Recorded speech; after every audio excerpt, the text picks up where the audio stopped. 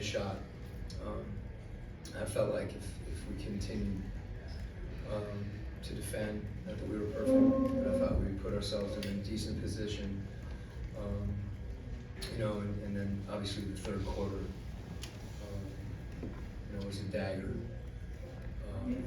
We have to regroup a little bit, not a little bit, we need to regroup, and some of that, is finding, collectively, I think we need to communicate. If there's one thing that, you point to, that I see that's not there, that can fix a lot of things, whatever those situations are, whether it's small pick and roll, it's transition defense, we have to be willing to talk, point all those different things to get us on the same page on both ends. And I thought our shot selection tonight was good. We didn't see the ball go in. There's still sometimes we're passing shots up, but we've got to keep taking open looks. And when you're not seeing the ball go in, that's hard too. Yeah, I was just about to ask that. Psychologically, how does not seeing the ball going kind of affect everything else on the court? Yeah, I mean, guys are human, and there's certainly a lift when you feel like you're doing the right thing and you're not rewarded for it ultimately by when you're scoring. That hasn't been, we've had bad shooting nights, but I didn't think, we came apart from that.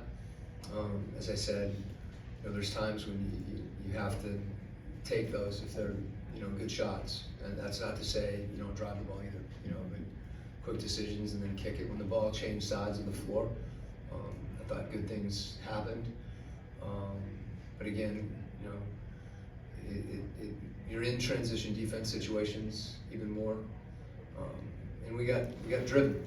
We've got to do a better job containing the ball, particularly when we're more aggressive in pick and roll. We're going to be in closeout situations, and they hit a lot of those shots early, and then as the game went on, they began to drive us in those closeout situations.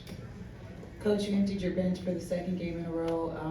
A lot of people might think those are garbage minutes, but people like Trent and Garrison have gotten some good playing time off of that. I'm curious to know, what are you looking for when you do that and you put those players in?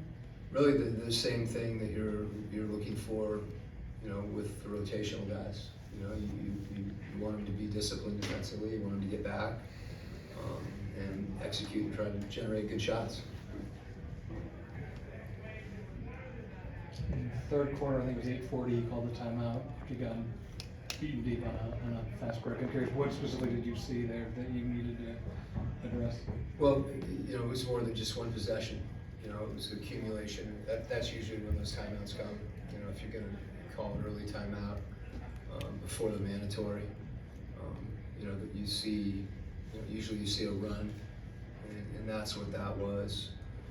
They leak out after they contest shots, and for the most part, we did a good job of the other guy in the high quadrant getting back, and sometimes there's a few times it just kind of went over an extended hand.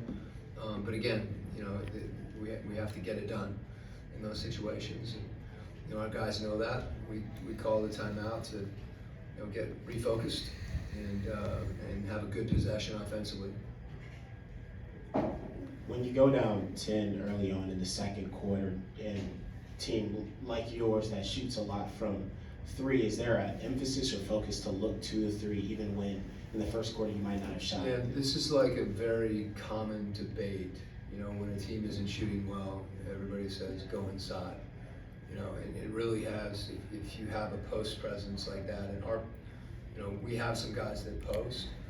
Go inside to me means drive the ball, and oftentimes, or make the right decision, and oftentimes you're not going to get all the way to the rim. We played through the post a couple times tonight, and I thought we used our post guys to pass the ball. Yes, there's a point when the ball's not going in that you don't want to just, but you don't want to pass shots up. I think it has more to do with what your focus is, and there's times when you can make a quick decision to get to the rim, draw a foul. That's usually something that is really good as far as stopping a run. And when you're not, you know, when you're not making. But the other part is if people close out on you and they're not guarding you, it's very difficult to drive them because you're driving into a crowd, and a lot of times, you know, you don't get anything. That happened a few times tonight. We had some shot clock violations because we passed up shots, you know, and then the next shot you get, or the next opportunity for a shot is not a good one. And like I said, you know, if you take those shots, you have a chance to rebound them too.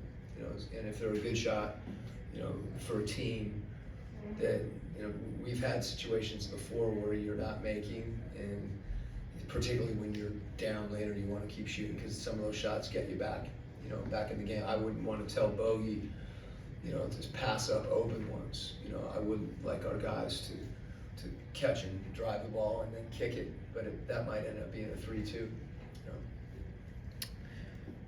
know? Given this is the second poor performance in a row on a back-to-back, do you just chalk this up to just a bad performance on the court, or do you feel that any of the external noise maybe surrounding the team is having any effect on you guys?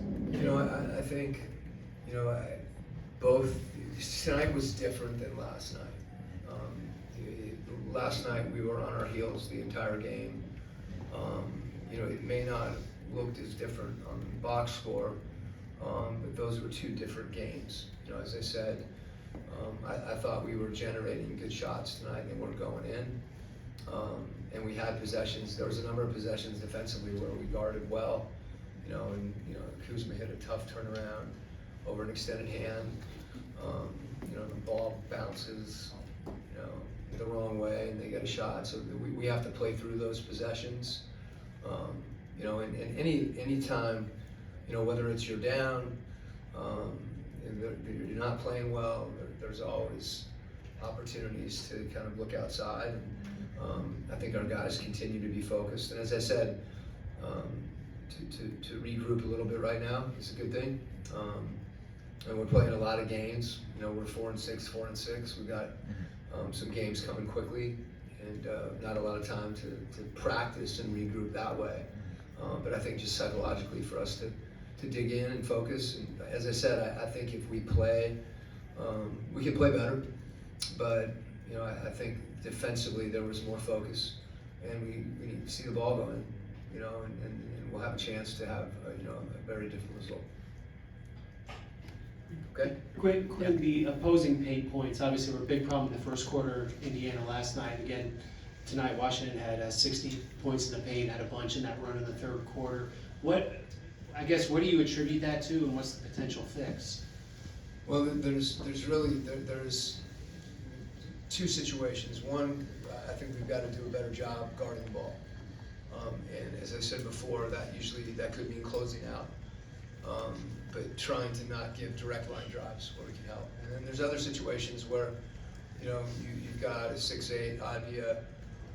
We're giving up some physicality in those situations, and people are putting their shoulder down and getting into us, and it's difficult for us to, you know, those are higher percentage shots for those guys. And again, it gets back to the same thing, you know, not allowing the ball to get in there.